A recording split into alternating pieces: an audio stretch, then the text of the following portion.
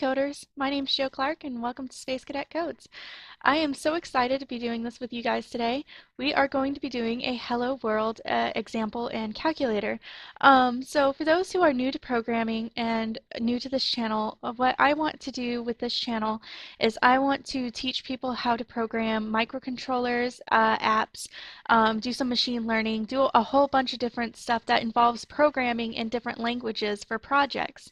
So my main goal is to teach people how to use programming to execute whatever it is they want to do. So I do a whole bunch of different stuff. I'm actually a self-taught programmer. I have 10 years of experience. I began back in 2008 as a C programmer. Then I moved on to MATLAB, and then I moved on to a couple of other languages. Mostly worked in microcontrollers for the last 7 years and did a whole bunch with like embeds and Arduinos.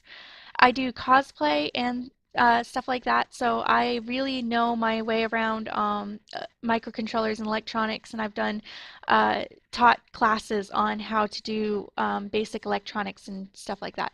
So this channel really is a chance to kind of spread the word to people, to really let them know what's out there and what they can do with programming. So whether it's you want to up your cosplay game with a microcontroller, create kinetic structures, you want to make interactivity, you want to make an app, anything like that. You want to get into that machine learning stuff everyone's talking about, that artificial intelligence game, whatever it is. We're going to be doing a whole bunch of different projects. Our first set of projects is actually going to be in Python, and it's going to culminate with the making of a Minecraft helper app.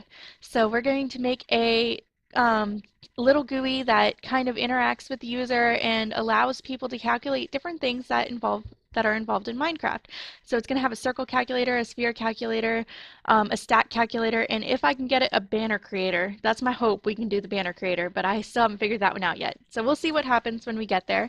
As exciting as it would be to jump straight into doing that, we can't quite jump in. So we got to start somewhere. So here we are. We are going to start today with the most basic of programs, the Hello World, and a calculator. And then, just to show you what's going on with the GUIs, we're going to do the exact same thing, but we're going to do it in a GUI using tkinter. So once we've done that, if GUIs are not for you, never fear. The machine learning does not use GUIs. So we will be doing a whole bunch of different stuff that do not use GUIs. But if you're looking for making an app that is visual and easy and like an application that people can use, tkinter is where it's at. Alright, so without further ado, let's jump straight in and get started. So here we are. This is Spider. I want to introduce you to the IDE. I use Integrated Development Environment. I like Spider a lot. Spider is designed to look like MATLAB, and since I am a MATLAB programmer, that is where I came from. It has a setup very similar to MATLAB, and I like that. So we have our editor here.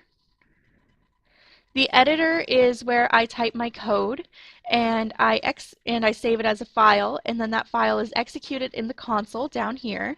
So in the console, that's where my kernel is stored, that's where the code is executed, that's kind of where everything happens really, is how I can see what the outputs are. It also serves as an inline editor, so if I need to do something real quick, like I want to know something, I can do some quick math in here. So say I want to know what 2 plus 2 is. Whoops. I have to set it equal to a variable. So let's Control C that. This is going to give me an error. Okay, so this gave me an error because I didn't do it. A equals 2 plus 2. And this tells me that A is equal to 4. Or I can do something like print 2 plus 2, and it'll print it to the screen. So I can do a couple of different things in here. I can also clear the console just to make it look better. Alright, so this is my console. It also serves as an inline editor. When I do my inputs, I put them in here. I can run my code in here, and then I get an output. So it just kind of is a good place to kind of experiment and get stuff done. Now up here you might have seen that when I typed in A equals, I got some values out of it. So up here is my variable explorer. It's one of 3 things I have available in my help window. So a is equal to 4. It is an integer, which is what int stands for, a type integer, and it is a size 1. So this tells me all sorts of interesting information. Now let's say I want to do b is equal to a string. We're going to call that string cat. So str is the string type, and it's a size 1, and it has cat in it. Let's do c is equal to a list, 1, 2, 3.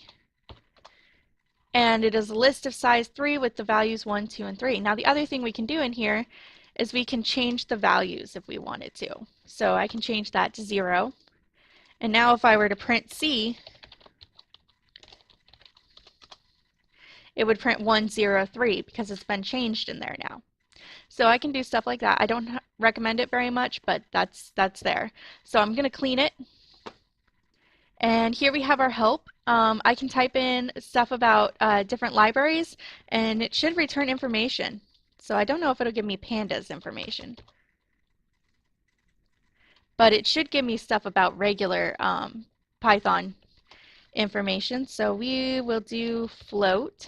And what does it tell me about float? So it tells me about the function float. It is a built-in. Float returns a floating point number, and we'll talk a little bit more about that in a couple of minutes when we get to doing that in our calculator. And so I can do that. I can do print. It'll tell me about print. Input's the other one we're going to use. So input. I just really recommend it because it does help you figure out what's going on. Google is your best friend when learning Python, so don't be afraid of that Stack Overflow. And this is my file explorer. It tells me where my files are located and stuff. As you can see, mine is just kind of a mess right now because I don't really have file organization. Who does that? But that's what I've got. So let's clear the console. Okay, so that's an overview of what Spider is. Now Spider, I have Spider through the Anaconda package. So Anaconda 4.0 is what I use. So I recommend downloading it from the Continuum website. Anaconda is free. It comes with all these built-in libraries, including tkinter, pandas, it's got Jupyter, it's got Spider in it, and we're going to be using the Anaconda package to learn Python. So I really recommend you go ahead and get that downloaded. Now if you want yours to look like mine, you can change your preferences up here, and you can change it to look like dark, or I have it under appearances, so syntax coloring, spider dark. I also like solarized dark. And we can just hit OK and we can get that. I'm going to go back to spider dark because that's what all my code is written in. So, and I want it to all look uniform. All right, so here we go with this. Let's do Hello World. How about it, guys? Okay, so all we're going to do for Hello World, and what is Hello World? For those of you who are not familiar with any programming whatsoever, Hello World is the first project in any language someone does. And it basically is like, let's print to the screen and just say hello. And that's all it is. It's just Hello World. So in Python, this is almost ridiculously easy, hence why Hello World is not its own program. Hello World is just one of the things we're going to do today. So Hello World. We're just going to type print. We're going to use the built-in function print. We're going to type hello world. Now we're ready to run our code. That's really all it is. There's nothing special about it. Print is just a function. It's got the open parenthesis and close parenthesis. And inside we're just using double quotes and typing in our string. This is what we want printed to the console, a string that says hello world. And then we come up here and we hit our run file button. And run file, it runs the file that is located in Hello World Calculator example, or Hello World project, and it is this file that is located in there with the directory Hello World project. And all it does is it prints Hello World to the screen. So that's what we did. And that was easy. I mean, that should have worked for you guys, right? You did it and it printed Hello World and you were happy. Did we really learn anything? I don't know, did you? But it almost seems too easy. If this is where things are getting hard, please, please, please let me know so I can improve and really get to better at explaining because, like I said, this is my 5th programming language. I've been doing this a lot.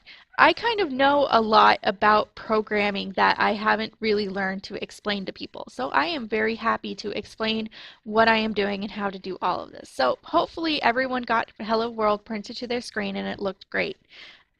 Congratulations, you have done your very first program. You are now a programmer. I know, the world should be afraid. So here we go. We're going to do our second program, and we're going to do it in the same file, or if you want to save it. So what you can do is if you want to save this one line, you can just comment it out with a hashtag. So this turns it gray. So comments are basically what humans read in code. So with code, you have what the computer executes. That is what the computer compiles and then executes. And you have also what the human reads. So when we type lines of code, it's not always as readable as, just print hello world. That was kind of obvious. It's going to print something called hello world to the screen. So it's not always obvious. So we put comments in there to tell people, hey, this is actually what this line of code is doing. So that when someone inevitably has to debug your code for you, they know what you're doing. So we like to use comments to be nice to people.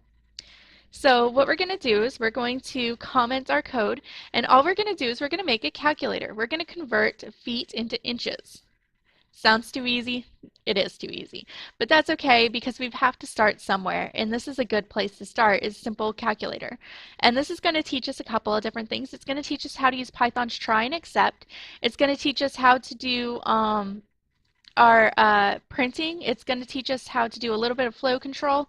It's going to teach us how to convert between types, and it's going to teach us how to get an input from the user. So, all right. So what we want to do is we want to use our comments, and we're going to make what's called an algorithm.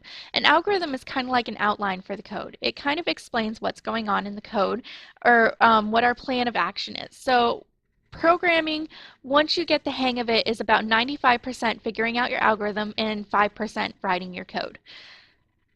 For us right now, it's going to be the opposite. It's going to be about 5% figuring out the algorithm, 95% writing the code. But that's okay because we do still want to know what we are doing. So think about how you would ask someone to convert feet into inches.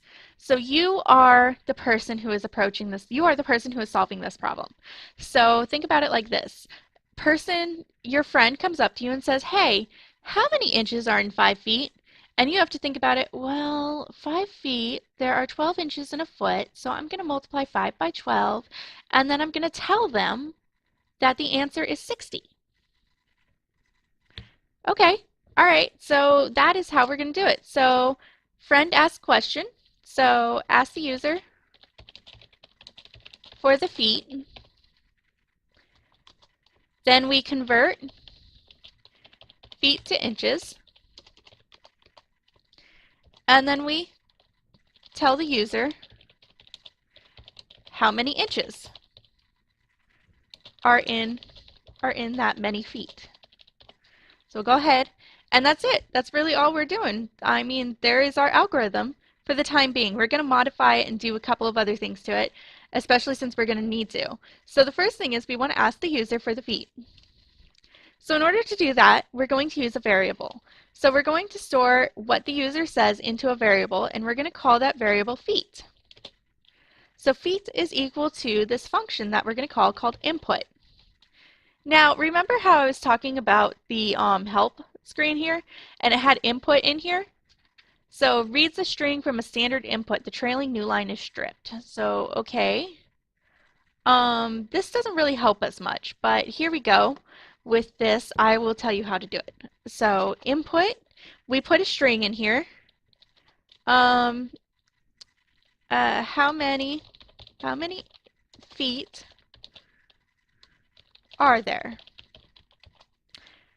And then because the trailing new line is stripped, what it means is EOF means end of file. So this is kind of expecting you to know a little bit of programming jargon. But basically what this means is that when we do our input, so we hit run, how many feet are there? It just has us type it in right here. Okay, so we typed it in right there. We don't really like that. So what I'm going to do is I'm going to add a character called a new line character into my string. So the new line character is basically just a \n. So what that means is, or sorry, /n. So what that means is that there's now a new line in there. So when we hit run, we now can type on the next line down. And so I can type 15 and it's not all smushed up against my original line. So I like adding the new line character to my inputs. Now with the prints, new lines are kind of automatically inferred every time you have a new print statement. So it does it for you. But in other programming languages, you'll have to specify the new line. So if you do it in C, we will be using the new line character a lot. And that's important if we're going to do microcontrollers, because microcontrollers are usually programmed in C, with the exception of the Raspberry Pi, which is programmed in Python. So clear that, oh, and here's our variable explorer, by the way. So we typed in feet, we got the input feet, and it tells us it's a type string. It's time size 1, it's a size of 1, and it's got a value of 15 in there. Okay, that's that's good. We want to know that. We also want to know what the type is, because if we try and do math on it, so right now we have feet saved into a variable so we can use it over in our console. So we're going to go ahead and use feet in the variable. So we're going to say inches is equal to feet times 12, because there are 12 inches in a foot. Uh-oh. That wasn't what we wanted. This is 15 printed 12 times to the screen. That's not inches. That's definitely not correct. We know that. So what we have to do is we have to convert between the types. So what we're going to do is we're going to convert feet into a floating point number. So the floating point number I mentioned earlier, I'd explain what that was, is a decimal point number. So it has a decimal point in it, as opposed to an integer, which is just a whole number. So why are these two considered different in programming languages? Well, in a programming language, everything comes back to being a 0 or a 1 because it's all in binary. It's very easy to store an integer in a binary code. So here's my programming calculator. I can have a decimal number like 15, and it'll store it into a binary code of 1111. That's great. Now if I were to type 15.2, how would it store it? Really, like, how would it store it? It's not a 1 or a 0. 15.2 doesn't come out easily into a binary value of something like that. So instead, what the computer does is it would save 15.2 as 152. Now we have a binary code for whoops, let me clear that, 152. Now we have a binary code for this number, which is now a whole number. Now the next thing we want to do is we might add a 1 in there. So let's say 1. So we have a binary value of 1. So what this does is now we have that code, that binary code for 152, and then we add in another set of binary to it that is basically telling the computer where that floating point is located. And that's how the floating point number works. So you might have a number that looks like 152. Oops. Let me clear that again. 152. And then another part that just says 1. So this number, 152, 1, is now this binary code down here. This binary code that the computer can understand, because computers only understand ones or zeros. So now this is stored into a binary code that tells the computer the number is 152, but there's a point in the first location. So that's where we're going to have it, or in the second location. We can do that too.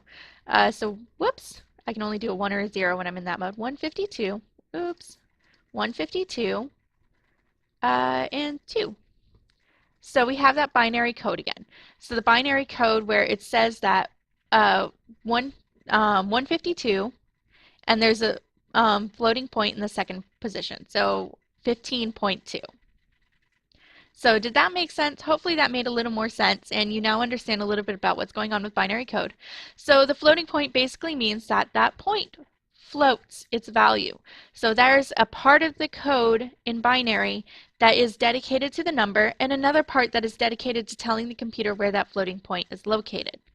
So that's why it's called floating point.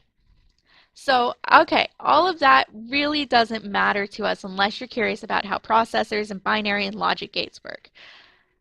I love it, I think it's great, but I know not everyone agrees with me. So we're going to go ahead and just kind of use our floating point number as we understand it. It's a decimal, and we're going to convert feet into a floating point number. So we're going to call it feet float, and this is easy. All we're going to do is we're going to call a function called float, and we're going to pass it a string.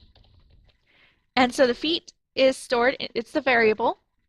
So we're going to pass it the variable feet, and it's going to turn it into feet float. So now we hit run. How many feet are there? We type 15. And now we have feet float, which is a floating point number of size 15.0. This is excellent. This is what we wanted. Now, feet float times 12 is equal to 180. Okay, that's exactly what we wanted. So now we're happy. We've got our 180 in there. So we can move on to the next step, which is to convert feet into inches. So we just did that down here, and we're going to save it as a variable called inches. Inches is equal to feet float times 12. Excellent, excellent. All right, so we hit run. Whoops, let's clean the variable explorer. We hit run. How many feet are there? 15. And we have it all here again. So it's all clean, all nice. Our code did everything for us. We didn't have to do anything. It just calculated it all for us. We're happy. So next we're going to go ahead and print that to the screen because that's all well and good for them to look at the variable explorer. But imagine if you were to run this in a console without using Spider. They wouldn't be able to see what that variable is, not without you telling it. So we're just going to print the variable to the screen. Print inches.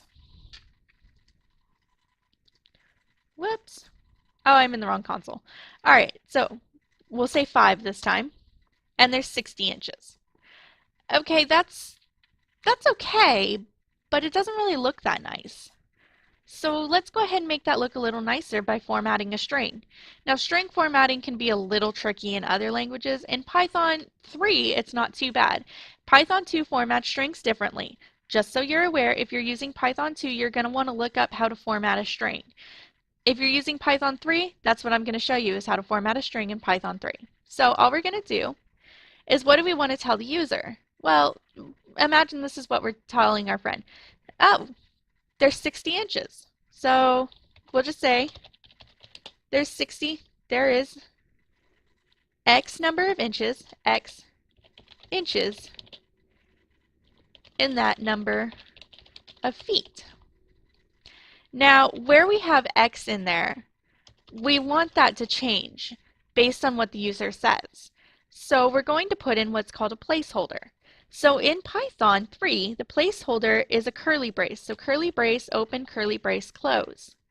So what that does is that says, hey, right here where I have these curly braces, I want to put a number. Now we're going to use the format function. So in order to call the format function, it's actually a method. So methods and functions are kind of confusing, but they're basically sort of the same thing. So it's a method, which means that we're going to add it on to the end of the string. So we do a dot, and then we format it, and it takes in the arguments and the keyword arguments. That's what args and kwargs stands for. So we are just passing it one argument, and that argument is the variable we want to go into that string. So that is inches. So we close everything off with our parentheses, and we have our parentheses all matched up so everything looks good. Now, if you're running into errors at this point, likely what's happening is you don't have enough parentheses, or you have too many. So use Spider to make sure that all of your parentheses, every open parenthesis has closed parenthesis. So every open parenthesis, closed parenthesis. So that's probably where your errors are, especially if you did your float correctly. So how many feet are there? 5. There are 60 inches in that number of feet. Now we can do a couple of things, such as we can add in the number of feet. So we can add in that variable. We can do that. We can do other things too, but for now we're just going to do this. Okay, so this is great. This is our first program. We're very happy with this. But let's do a little bit more. What happens if I were to type in something wrong? Well, if I come in here and say I fat finger it, well, that didn't fat finger it. But I type in and I fat finger it, and maybe I hit the shift key when I mean to hit just the numbers. Value error, couldn't convert string to float. Or maybe I don't understand, so what I do is I just type 12 instead of 12. So it can't convert it. So for both of these, we got what's called a value error. Now, we can use try and except to kind of say, hey, if there's a value error, let's skip over trying to do this so that when the user uses it, they don't see these errors on their screen that nobody understands. So, but for this time being, I'll go ahead and explain what's going on in here. So how many feet are there? 12. So we got a trace back error. So it tells us that in the file, blah, blah, blah, well, that's not our code. Down here in run file, that's not our code either. Execute file isn't our code either. Oh, this is our file. This right here, hello world calculator example.py, this last one, line 12 in module. There's no module. So feet underscore float equals float feet. Okay, so line 12 is where the error happened. So it could not convert string to float, and it returned what's called a value error. So what we're going to do up here is we're going to do a try and except. So what is try and except? A try means that try to do something. If there is an exception, do something else instead. So this is part of something called flow control. We don't always want everything in our code to execute. Sometimes we want only certain parts to execute based on what the user does. So what we are going to do is we are going to just use a very simple flow control called try and except. So we type try and we put a colon. When we have flow control, we always put a colon. And when we have flow control, we also indent. That tells the computer that everything that's in here is underneath that try. So everything that happens here, we want to happen underneath the try. So it's going to try and do these lines of code. If it ever runs into an error, it's going to do the except instead. Except value error. So if it gets a value error, it's going to do this instead. And we're just going to print to the screen, hey, that wasn't a number.